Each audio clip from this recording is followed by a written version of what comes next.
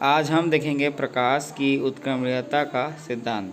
किरण एक माध्यम से दूसरे माध्यम में प्रवेश करती है तो उसके मार्ग को उलट देने पर वह जिस मार्ग से प्रवेश करती है उसी मार्ग से विपरीत दिशा में लौट जाती है।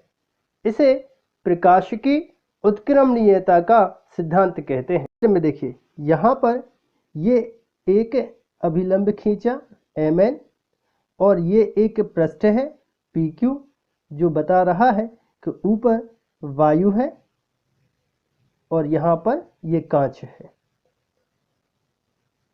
अर्थात प्रकाश किरण वायु से कांच में प्रवेश कर रही है। अर्थात प्रकाश किरण AO दिशा में आपतित होती है और OB दिशा में प्रकाश किरण का अपवर्तन होता है।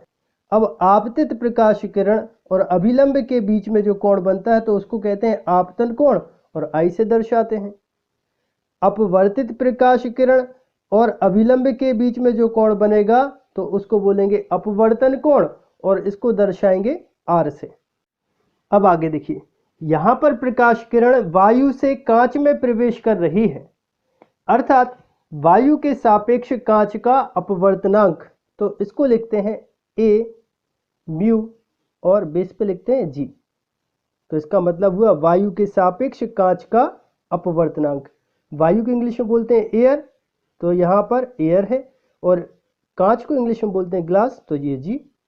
तो A for air, G for glass. वायु के सापेक्ष कांच का अपवर्तनांक और कांच के अपवर्तनांक को दर्शाते हैं म्यू से, और इक्वल होता है, अगर यहाँ पर हम स्नेल का नियम लगा दें तो स्नेल का नियम होता है mu equal sine I upon होता है साइन R। तो यहाँ पर वायु के सापेक्ष कांच का अपवर्तनांक इक्वल होगा, अब यहाँ पर लिखेंगे हम साइन, आपतन कोण यहाँ पर I है तो I, और यहाँ पर अपवर्तन कोण R है तो यहाँ पर लिख देते हैं साइन R, और इसको देते हैं समीकरण 1। अब इसके बाद क्या किया, ये जो अपवर्तित प्रकाश किरण थी तो इसके रास्ते में हमने एक दर्पण रख दिया।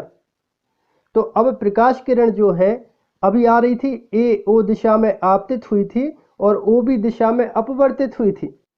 इस दर्पण से प्रकाश किरण परावर्तित होकर अब कैसे जाएगी, BO दिशा में आपतित होगी और OA दिशा में अपवर्तित होगी।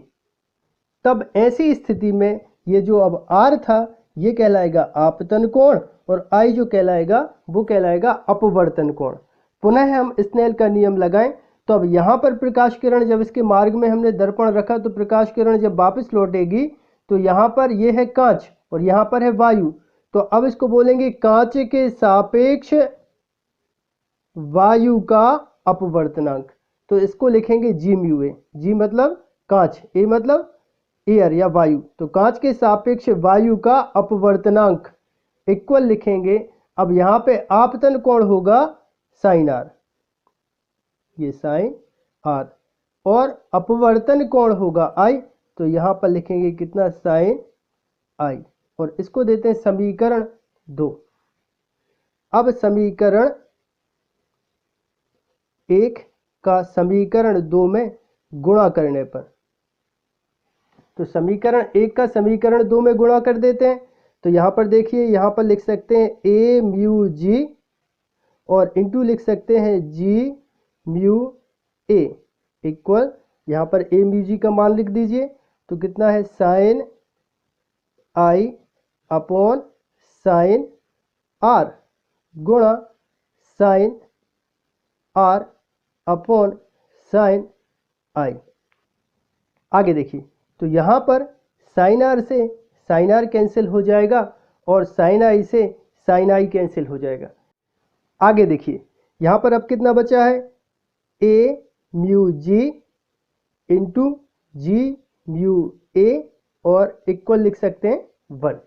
तो परीक्षा में अगर क्वेश्चन आपको आए कि सिद्ध कीजिए A mu G into G mu A equal 1, तो यहीं तक आपको सिद्ध करना है, परंतु आगे हम लिख सकते हैं इसको A mu G equal 1/g/a। अर्थात वायु के सापेक्ष कांच का अपवर्तनांक कांच के सापेक्ष वायु के अपवर्तनांक के व्युत्क्रम के बराबर होता है।